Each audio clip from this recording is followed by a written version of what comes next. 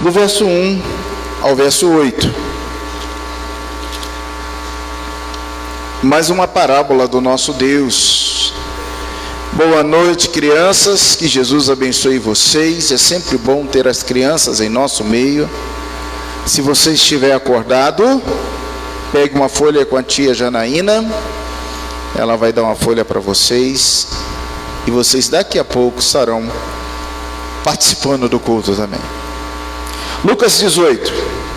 Disse-lhe Jesus uma parábola sobre o dever de orar sempre e nunca esmorecer.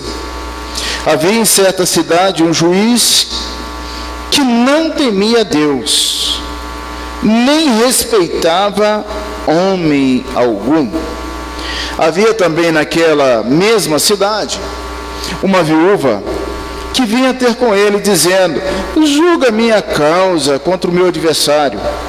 Ele, por algum tempo, não quis atender, mas depois disse consigo mesmo: bem que eu não temo a Deus, nem respeito a homem algum, todavia, como esta viúva me importuna, julgarei a sua causa, para não suceder que por fim venha molestar-me. Então, disse o Senhor: considerai no que diz este juiz iníquo. Não fará Deus justiça aos seus escolhidos, que a ele clamam dia e noite, embora parece demorado em defendê-lo? Digo-vos que depressa lhe fará justiça. Contudo, quando vier o Filho do Homem, achará porventura fé na terra?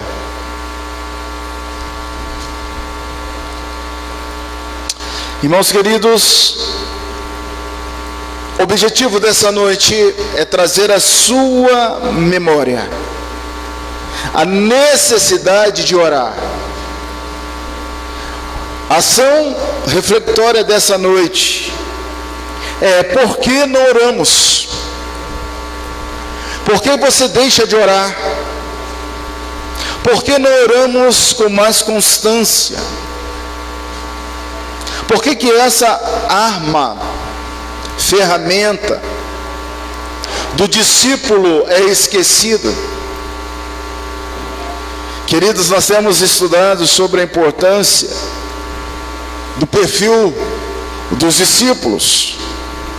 E o primeiro perfil do discípulo é saber testemunhar sobre a sua vida, saber contar sua história de conversão, saber anunciar o seu momento vivencial, a sua história do dia, do mês, do ano, saber contar o antes, o durante e o depois, como confissão de fé. Essa é a base do discípulo. Mas a segunda base do discípulo é ter um encontro com Deus, é conversar com Deus, é ouvir o Senhor. E nós encontramos com Deus no nosso momento especial de leitura devocional, quando abrimos a sua palavra e ali estamos observando que o Senhor vai falando conosco, livro após livro, texto após textos, no Velho Testamento, no Novo Testamento, na história de Mateus, na história de Êxodo, daqui a pouco Levítico. Deixa eu falar algo para minha terceira turma. Essa semana é a última semana que nós vamos ter, e depois é férias, só em fevereiro. Mas eu quero dizer algo para vocês, da terceira turma: a leitura da Bíblia continua. O plano da Bíblia está lá pré-estabelecido. Não é que a gente vai parar de estarmos juntos no nosso estudo semanal, que você vai deixar de ter o seu tempo a sós com Deus. Você vai continuar lendo a palavra de Deus e marcando. Porque quando nós chegarmos em fevereiro para a honra e glória do Senhor, nós vamos atualizar a nossa leitura. Mas ainda vamos estudar que a terceira característica do discípulo é a oração. Se eu falo com Deus, eu quero ouvi-lo. Mas a oração, irmãos, é uma arma que poucos utilizam. Talvez você fique pensando, pastor, mas eu oro tanto, eu sei orar, eu converso com Deus. Mas eu quero dizer algo para você, que a oração ela precisa ser certa. Há uma forma certa de fazermos essas orações. Como é que eu estou orando? Como é que você está falando com esse juiz? Porque nós não oramos como convém. Por que o ministério de oração é aquele mais difícil de ser colocado em prática na vida da igreja?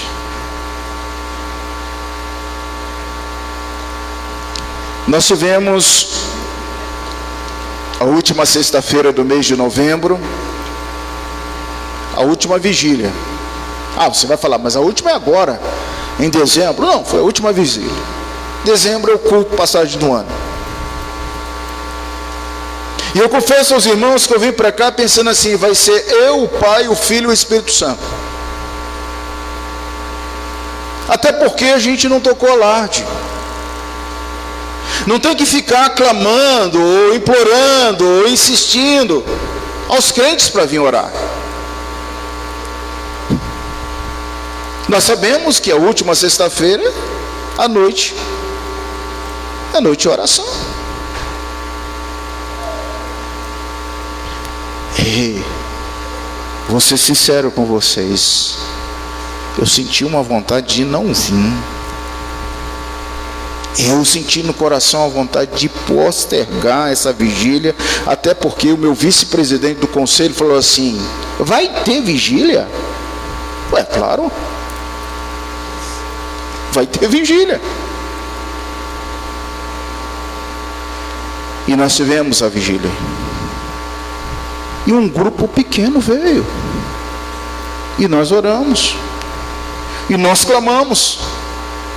Irmãos, e não conseguimos sair antes de meia-noite, porque a intensidade, quem veio em novembro, foi tão gostosa, a presença do Senhor foi tão bom. Mas eu quero dizer uma coisa para você, quem ministra, quem está no ministério de oração, sabe que é o ministério mais difícil. É mais difícil do que cantar, é mais difícil do que pregar, é mais difícil de distribuir folheto, é mais difícil de abrir igreja, zelar com a igreja, é mais difícil que qualquer outro ministério. Por quê, irmãos? Por quê, irmãos? Existe alguém que não quer que você fale com o Pai. Aqui no texto não é Pai. Aqui no texto é o juiz. É o juiz. Quantas vezes nós deixamos de orar esse ano? Quantas vezes? É bem possível que você já esteja irritado no que eu estou falando aqui. Então feche os seus olhos agora. Ore ao Senhor, porque vem coisa para baixo. Acho que eu vou te irritar mais um pouquinho. Mas não fique irritado comigo, não. É você. Fique irritado com você. Porque você deveria orar mais. É o ápice do discipulado. Nós vamos ver semana que vem, essa semana, o discípulo ora, e ora sem cessar, sem parar. Fala com Deus, Senhor, me dê alguma coisa nova aí, Senhor. Essa história, essa viúva eu já sei de frente para trás, de trás para frente. Peça a Deus para falar ao seu coração agora. Ele é seu Pai.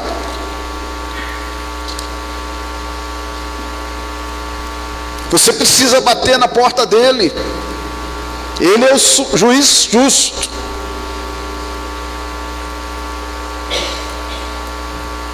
Pai Santo, ilumina o teu servo nessa responsabilidade grande de comunicar a tua palavra, de pregar a tua palavra. Mas, meu Senhor Deus, ilumine mais o meu irmão que está ouvindo essa palavra. Eu não sei como ele chegou aqui agora, como ele está aqui, como está a sua casa, como está a sua saúde, como está a sua mente, quais são as suas preocupações, mas eu sei que ele pode falar contigo. E o Senhor é todo poderoso, que age, que nos ouve.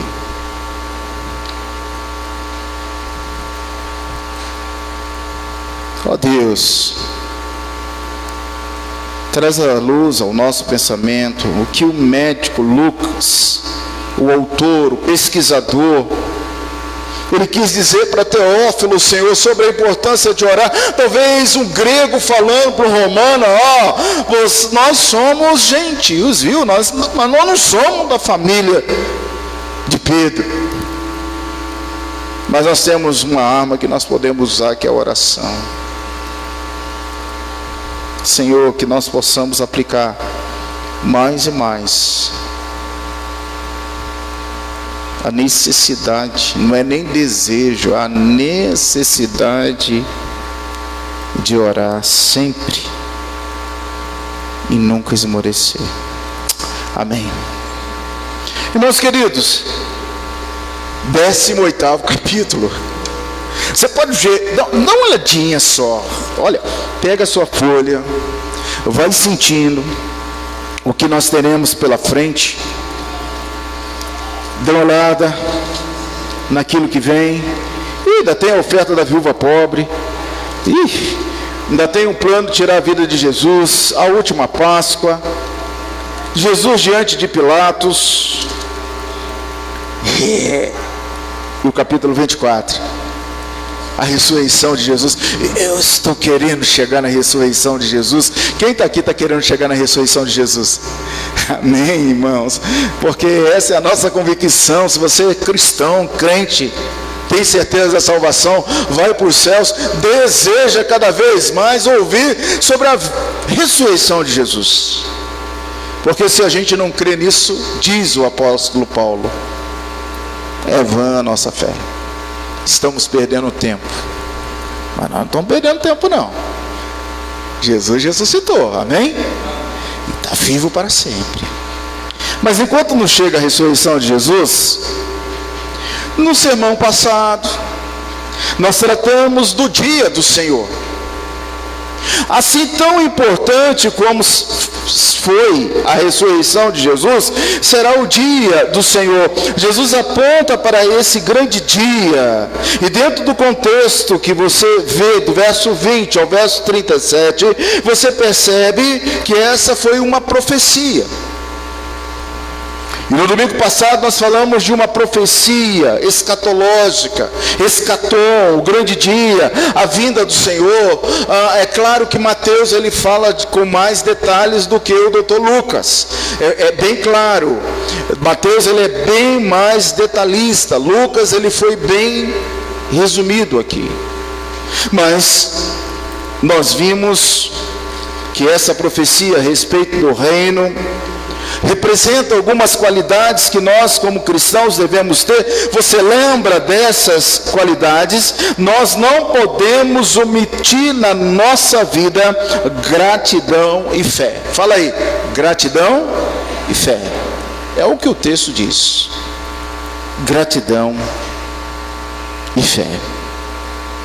O amor implícito, a partir do verso 15 até o verso 19, em resultado, em soma, em consonância com a dinâmica do reinado de Deus, que no domingo passado transliteramos como Basileia, governo, reino, autoridade de Deus sobre a vida nossa, sobre a vida da igreja.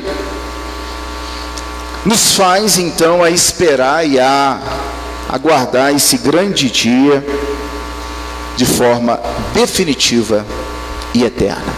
Vai ser um dia de estremecer. A Bíblia fala muito de dias, e hoje nós falamos pela manhã, naquele dia, nesse dia da vinda do Senhor Jesus, a coisa vai ser brutal. Você quer estar de que lado? Da direita ou da esquerda? Dos bodes ou dos cabritos? Do trigo ou do joio? Do lobo ou da ovelha? De que lado você quer estar? De que lado você vai estar? De que lado nós estaremos? Porque nós vimos aqui hoje pela manhã, a sentença já foi dada. A sentença já foi proclamada. Queridos, hoje, de forma bem rápida, não vou demorar muito hoje, eu quero trazer à nossa mente o seguinte resumo. Deus tem em si mesmo, e de si mesmo, toda a vida, a glória, a bondade e a bem-aventurança. Quando você olha para Deus, você entende que em Deus você tem a vida, porque a vida provém dele, a vida é para ele, e em Deus nós temos a glória, a bondade e a felicidade. A exposição desses 8 versículos traz para nós a relembrança dos capítulos 17 e agora o capítulo 18 de 2 parábolas. Jesus utilizava a parábola, e nós já sabemos, quando Jesus coloca uma parábola, primeiro é que ele vai pregar. Então fique atento no que vai seguir abaixo. Olha, temos uma segunda parábola, e depois Jesus vai pregar. Ele está nos preparando para que possamos receber a sua mensagem. E essas 2 parábolas que nós temos se relacionam estreitamente. A oração deve ser tanto com perseverança, do verso 1 ao verso 8, quanto humilde. Vamos estudar na próxima semana, do verso 9 ao verso 14. Portanto, hoje eu quero me deter na primeira parte. A oração deve ser perseverante. Por quê? Você já começou a orar por alguma coisa e parou? Você começou a orar pedindo a Deus a conversão de alguém e você esqueceu. Você parou. Você começou a orar por um projeto, por um objetivo pessoal, você começou bem, mas você parou. Aliás, a gente tem conversado no ministério de discipulado, nos nossos encontros de discipulado, aquela pergunta: por que você ora? Por que você ora? Se Deus já sabe de tudo, se Deus já conhece tudo, se a sua oração não vai mudar a Deus, se você acha que a sua oração vai mudar a Deus, eu tenho uma decepção para você aqui nessa noite. A perseverança não é para mudar Deus. Não é para mudar Deus. Eu vou orar perseverante até Deus mudar. Não. Por que você ora? E é interessante que essa pergunta, ela sacudiu as 3 turmas do discipulado. Sacudiu o grupo que vem na terça-feira do estudo bíblico. E se não me falha a memória, foi a primeira pergunta que eu fiz ao Gustavo, quando ele chegou aqui nessa igreja, lá nos primórdios. Eu virei para o Gustavo e falei assim: Gustavo, por que nós oramos? Lembra, Gustavo? Você sabe por que você ora?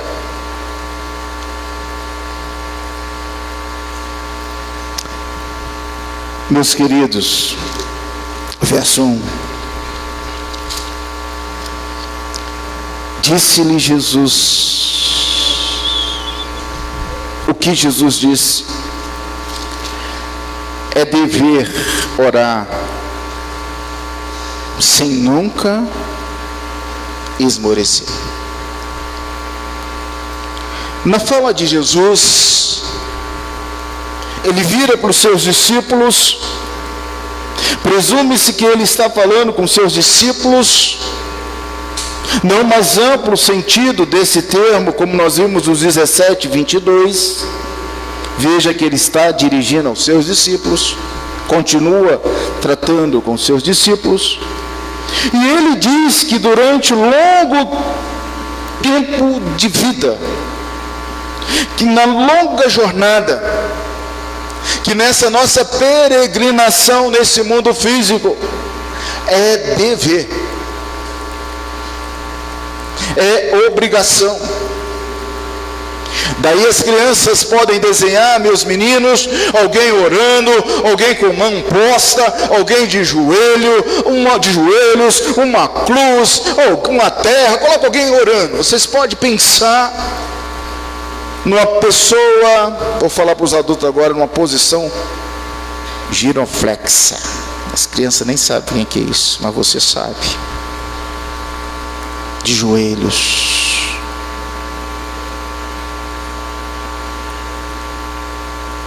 Parece que Jesus está falando para nós, claro, para os discípulos, que antes da sua volta, eles deveriam orar sem cessar. Eles deveriam falar com o Pai sem cessar. Veja 17, 22 e 23, e vos dirão, ei-lo aqui, ou lá está, não vardes, não sigais. Porque o Filho do Homem não é assim, um engodo, uma lenda, alguém que pode até mesmo fazer alguns milagres. Não é dessa forma. Vocês possuem intimidade com o Pai, orando, conversando. A história segue. E Jesus deixou registrado para você que está aqui nessa noite: não pare de orar, não se esmoreça, continue, continue, continue. Suas orações terão valor. Essas súplicas serão devolvidas aos suplicantes.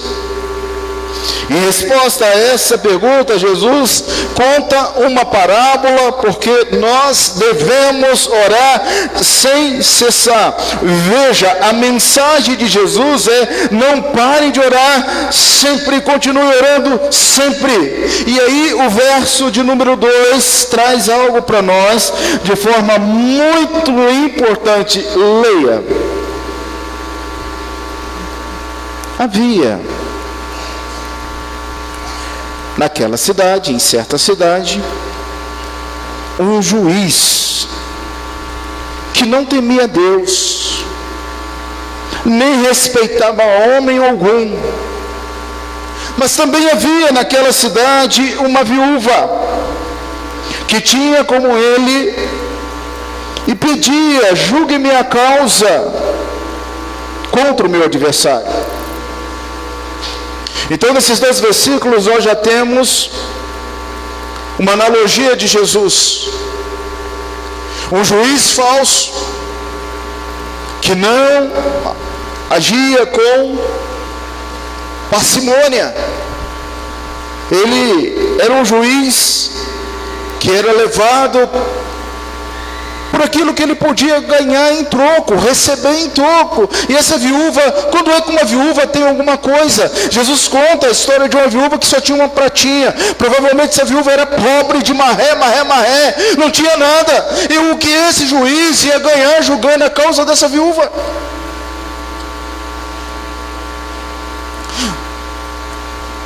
Nós somos a viúva. Você é a viúva. E o juiz é Deus. Jesus começa falando sobre isso. Se nós somos a viúva, e Jesus na sua história diz o que a viúva fazia, veja o versículo de número 5, grife essa palavra no versículo de número 5, importuna. Você já lidou com alguém que te importunou até você ceder?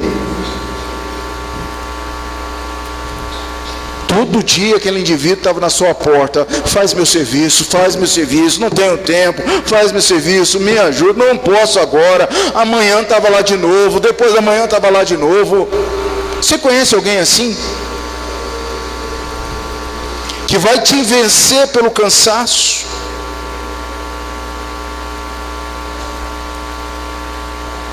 Essa era a viúva. Doutor juiz, julga minha causa. Não, não posso. Doutor juiz, julga de novo. Não posso. Você imagine, todos os dias essa pessoa na porta do juiz, batendo na porta dele: olha, preciso do Senhor, julga minha causa contra o meu inimigo, eu já não tenho nada, eu sou pobre, sou viúva. O texto não diz se ela tinha filhos, se ela tinha casa, se ela tinha abrigo, o que ela pedia para esse juiz julgar. O texto não diz, Jesus não disse, mas Jesus não está preocupado com a causa. Quem se preocupa com a causa somos nós. Por acaso existe alguma coisa impossível para Deus? Hein, meu irmão?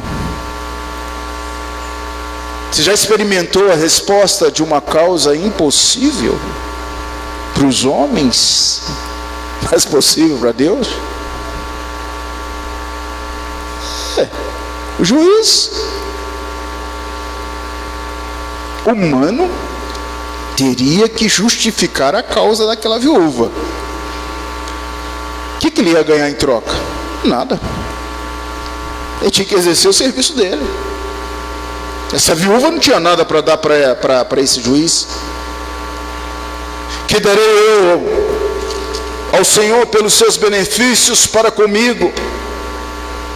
Se nós estamos chegando ao final desse ano, a gente pode muito bem pensar em analisar: que darei eu ao Senhor pelos benefícios que Ele me deu durante esse ano?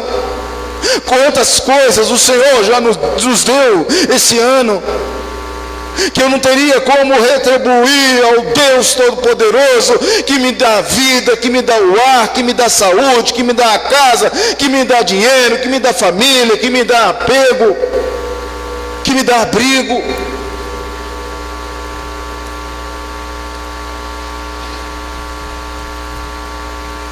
Jesus, no verso 2, associa-se a esse juiz como uma cidade, provavelmente, porque o seu auditório ali, que esperava que um juiz exercesse a sua função, esse juiz era antes um opositor de Deus.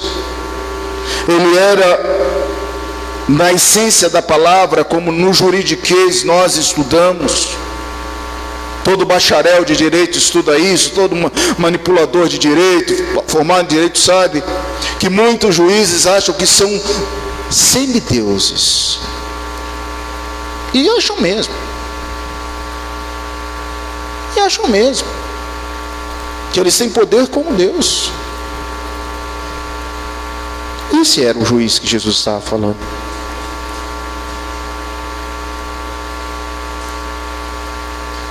Ele fazia o que bem queria, nunca perguntava o que Deus esperava que ele fizesse, nem mesmo o que Deus queria que ele fizesse. Esse juiz aprovava e desaprovava, ele não estava nem aí. Não passara de um desprezível e egoísta, de modo que estamos diante agora de um juiz sem no mínimo amor pela justiça, pela coerência, no que tange a compaixão, pelo oprimido, pelo desvalido. Seu caráter era um caráter deprimente, sem compaixão. Verso 3, irmãos, extraordinariamente belo, que as Escrituras nos ensina, diz a respeito, a referência às viúvas, como Deus sempre protegeu as viúvas. Nós sabemos que há uma norma, uma lei no Velho Testamento, comunicando-se no Novo Testamento, que a igreja deveria cuidar dos órfãos e das viúvas, porque Deus olha com carinho para as viúvas legítimas. Porque tem viúvas ilegítimas. Que história é essa, pastor? São aquelas que casaram de novo, deixaram de ser viúvas. Viúva é aquela que nunca casou e que precisa de cuidado. E a igreja sabe, porque está na lei, o cuidado dos órfãos e das viúvas.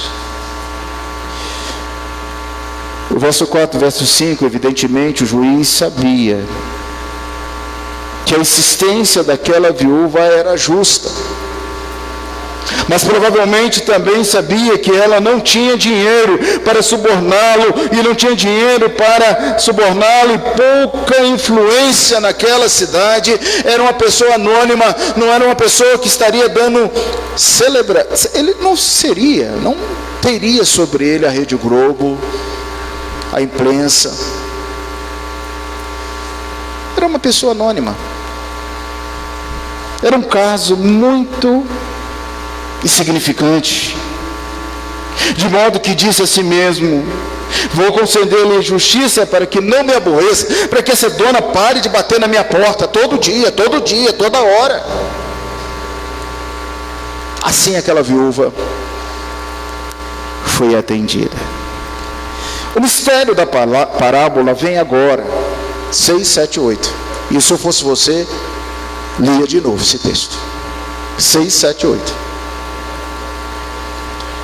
Veja que foi dito no verso 6: então disse o Senhor, em primeiro lugar, considerai no que diz esse juiz iníquo. O que o juiz iníquo disse? Ele disse acima: julgarei a sua causa, para não suceder que por fim venha me incomodar. Foi isso que ele disse. Além disso, note que Jesus usa o significado do título seus eleitos para descrever os crentes. Certamente Deus não permitirá que um dos seus eleitos sofra.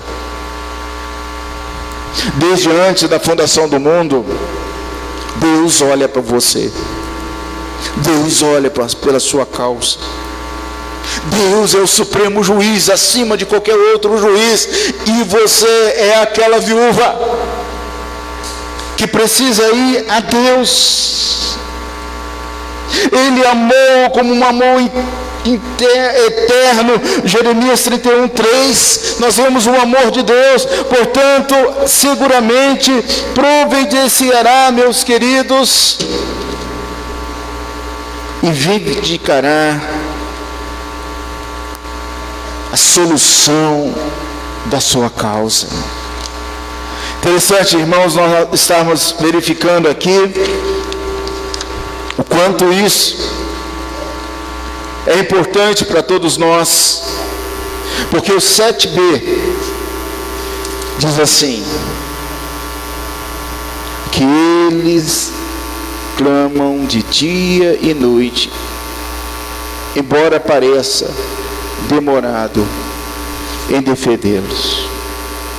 A pergunta nesse contexto é a seguinte: por que existem orações que demoram a ser respondidas? É possível que há orações que você faça há anos e elas ainda não foram respondidas. Por que será? A palavra depressa não está em conflito com o fato de que o regresso do Filho do Homem para julgar ainda não se concretizou. A resposta deve ser: o Senhor não retarda a sua promessa, segundo alguns, até mesmo nós pensamos ser demorada. O que o Senhor quer produzir é paciência. Vai de novo. Vai de novo. Insista de novo. Bata na porta do juiz de novo. Paciência. Ser longânimo para conosco, não querendo que nenhum pereça, senão que todos chegamos ao pleno arrependimento, segundo Pedro 3,9. Quando se formula a pergunta, amados, porque o Filho do Homem providenciará, como diz aqui no finalzinho do texto, verso 8, você lê assim: digo-vos que depressa lhe fará justiça, contudo, quando vier o Filho do Homem, achará porventura fé na terra? Quando se formula aqui a pergunta, porque o Filho do Homem providenciará que se faça justiça aos seus depressa, a resposta é séria, que Ele ama profundamente todos nós que por debaixo estamos da sua soberana graça. A resposta da sua oração é graça, soberana graça. Nós precisamos depositar a nossa confiança nesse aspecto. O contraste entre o juiz injusto da parábola é uma discrepância em relação ao juiz justo, que é Deus. Esse amor não é garantia de que todas as nossas orações serão respondidas rapidamente. E que essas orações serão até mesmo respondidas, porque não sabemos orar como convém, diz a palavra de Deus. Há orações que nunca serão respondidas, porque essas orações não estão em harmonia com o propósito de Deus. Quando nós olhamos para o verso 8, parte B, não há dúvida sobre o fato que ainda haverá crentes na terra quando o Filho do Homem voltar. Mateus 24, 44, 46. Mas haverá, e aqui o próprio Jesus nos chama a atenção para um detalhe importante. Veja, achará porventura fé na terra? E aí você que é inteligente, acompanhando nossa linha de raciocínio, sabe que a fé passa pela oração.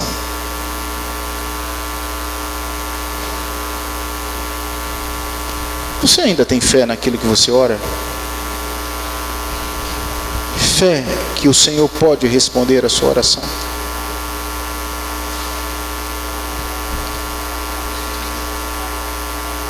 Essa viúva, ela traz alguns ensinamentos para nós. E o propósito aqui dessa parábola é espetacular para uma coisa só. Uma coisa só. A gente pode até fechar o sermão agora. Uma coisa só. Sua autoanálise sobre a sua vida de oração. Por que nós esmorecemos na oração? Por que nós oramos pouco? Seria falta de fé?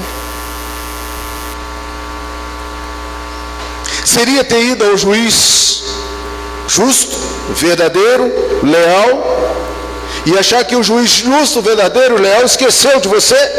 Aí você para de orar? Seria achar que está incomodando a Deus, então eu não vou mais orar? Pelo contrário, o próprio Jesus diz: incomode, incomode, incomode, ore, ore, ore, sem cessar. Por que eu oro pouco? Por que você ora pouco? A confissão